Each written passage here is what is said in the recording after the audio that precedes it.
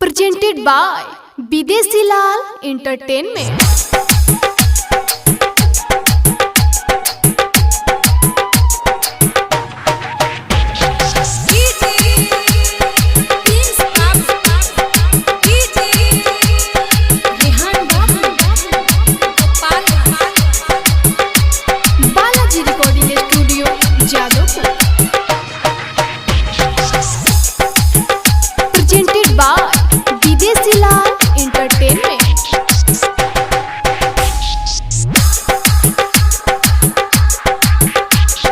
धरती पयाइल एगो चान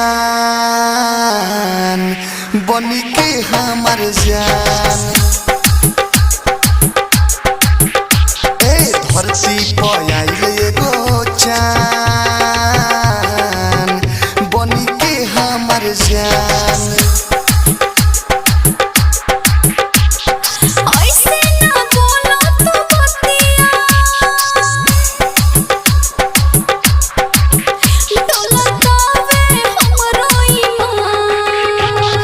धरती पयाइल एगो चान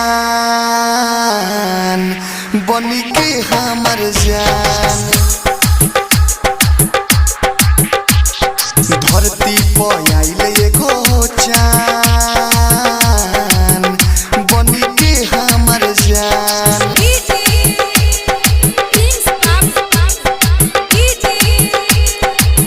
Presented by Bidesi Lal Entertainment.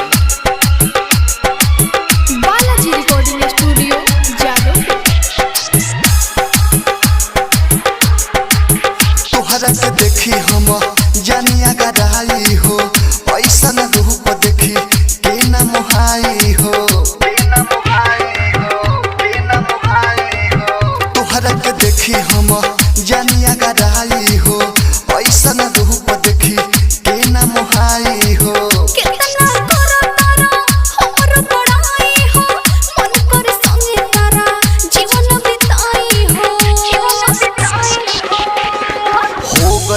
देख के परेशान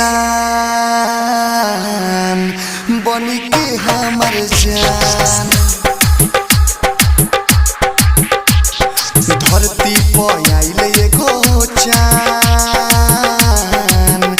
बनी के हमर जान।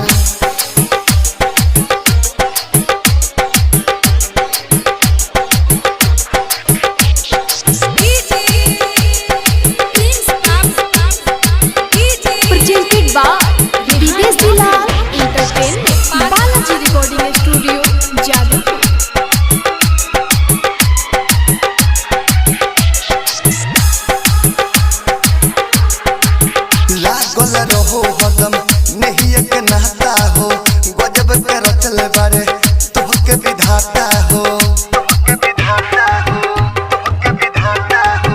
लागल रहो हदम नहीं एक नहता हो, गजब के रचल बारे तोहके विधाता हो।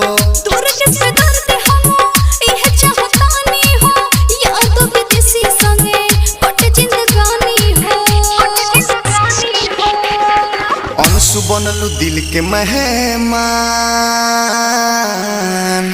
बनी के हमर जान।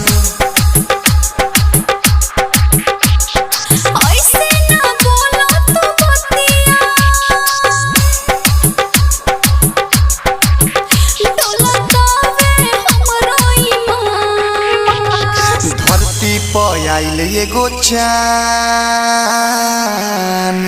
बनी के हमर जान। Presented by Bidesi Lal Entertainment.